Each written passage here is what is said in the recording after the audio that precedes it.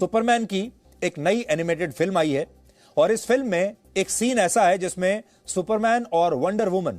कश्मीर जाते हैं और वहां भारतीय सेना के हथियारों और ठिकानों को यह कहते हुए नष्ट कर देते हैं कि विवादित कश्मीर में हथियारों और सेना की मौजूदगी की कोई जगह नहीं है। और ये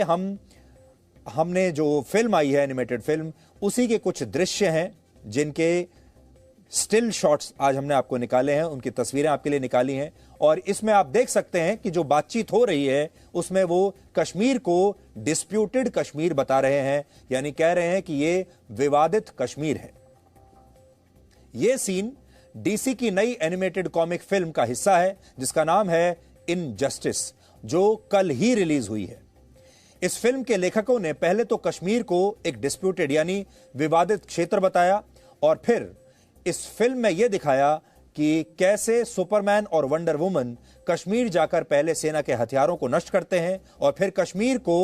मिलिट्री फ्री जोन घोषित करके बहुत गर्व महसूस करते हैं। और वो सारी बातें इस समय आपकी स्क्रीन पर हैं, मैं फिर आपको दिखाता हूं जहां इस तरह की बातें कही जा रही हैं। Declaring it an arms free zone, यानी सुपरमैन कश्मीर में आता है, वहां पर हथियारों को नष्ट करता है और फिर यह घोषणा करता है कि अब ये जो पूरा जोन है, ये जो पूरा क्षेत्र है, इसे वो आर्म्स फ्री जोन बना रहे हैं, यानी यहां हथियारों की और सेना की कोई आवश्यकता नहीं है।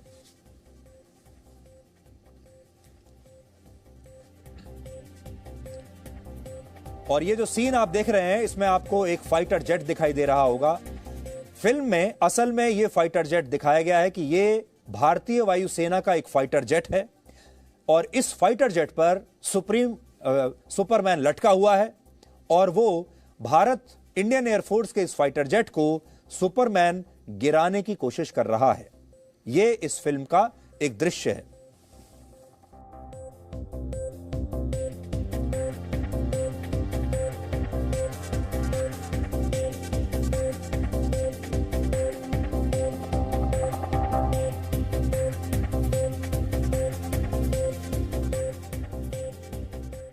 अब आपको यह फिल्म बनाने वाले लोगों की इस कल्पना पर हंसी भी आ सकती है और आपको गुस्सा भी आ सकता है, क्योंकि कश्मीर को छीनने की हिम्मत परमाणु बम रखने वाले पाकिस्तान के पास भी नहीं है, तो फिर इन काल्पनिक सुपर हीरोज के बारे में क्या कहा जाए। इसीलिए शुरू में हमने आपको कहा बात असल में छोटी है लेकिन बहुत बड़ी भी है। इसमें बड़ी बात यह है कि पहले यूनाइटेड नेशंस जैसे अंतर्राष्ट्रीय संगठन जो कि कश्मीर पर राजनीति करते रहे, जो कि आज भी कश्मीर को विवादित क्षेत्र मानते हैं, पश्चिमी देशों के बड़े बड़े एनजीओज जो आज भी अगर कश्मीर में कोई एनकाउंटर होता है भारतीय सेना और आतंकवादियों के बीच तो वो भारतीय सेना पर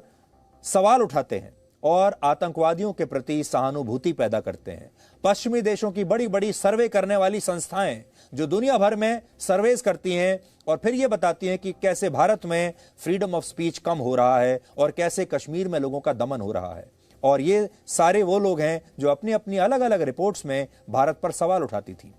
और इस सब में इनका साथ पश्चिमी देशों की बड़ी बड़ी यूनिवर्सिटीज में पढ़ाने वाले प्रोफेसर्स भी देते हैं और वहां के बड़े बड़े ऑथर्स और बड़े बड़े पत्रकार भी देते हैं, पश्चिमी मीडिया भी देता है। ये पूरा एक नैरेटिव सेट करने की कोशिश होती है कि कश्मीर में सब कुछ सही नहीं है। लेकिन अब पश्चिमी देशों की फिल्मों के जरिए भारत के खिलाफ एक नए तरह का दुष्प्रचार किया जा रहा है और यह दुष्प्रचार बहुत खतरनाक है, क्योंकि यह जो दुष्प्रचार है यह अब किसी सेमिनार में नहीं हो रहा, किसी बैठक में नहीं हो रहा, किसी कॉन्फ्रेंस में नहीं हो रहा, किसी अखबार में नहीं हो रहा। यह एक ऐसे माध्यम के जरिए हो रहा है जिसे दुनिया भर में करोड़ों बच्चे, करोड़ों युवक, करोड़ों लोग अलग अलग देशों में देखते हैं और ये सब देखने के बाद वो भी कश्मीर को एक विवादित क्षेत्र मानने लगेंगे, क्योंकि सुपरमैन की फिल्म में ऐसा दिखाया गया है।